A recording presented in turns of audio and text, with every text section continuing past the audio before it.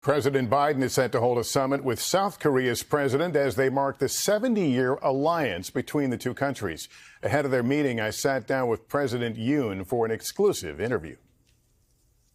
Tonight, South Korean President Yoon Yeol in the U.S., set to celebrate a 70-year alliance, but now facing a new test, that American intel leak with what appear to be intercepts of conversations between South Korean officials. I know Washington and Seoul have suggested that maybe these tapes were modified, but it sounds like the U.S. was spying on South Korea.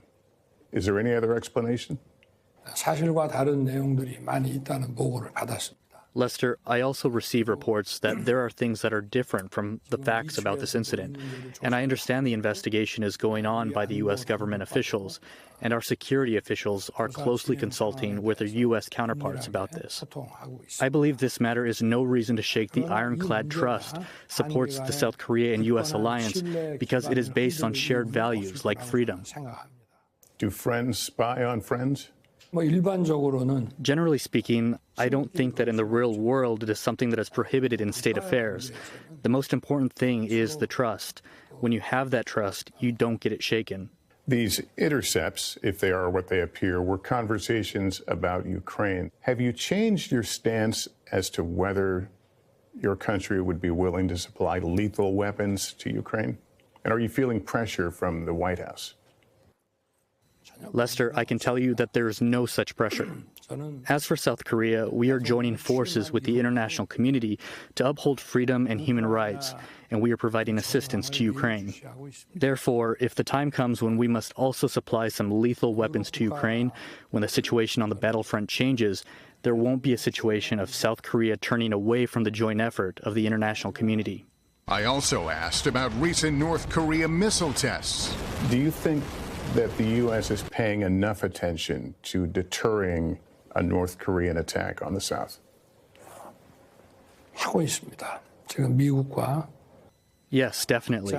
Since my inauguration, we're continuing our consultations with the United States about ways to enhance the effectiveness of the U.S. extended deterrence, and I can say that we're already making great strides in this realm. And in the past, when the threat was far away, maybe we might have some time. But now the threat is right at the front of our door. He says the common goal?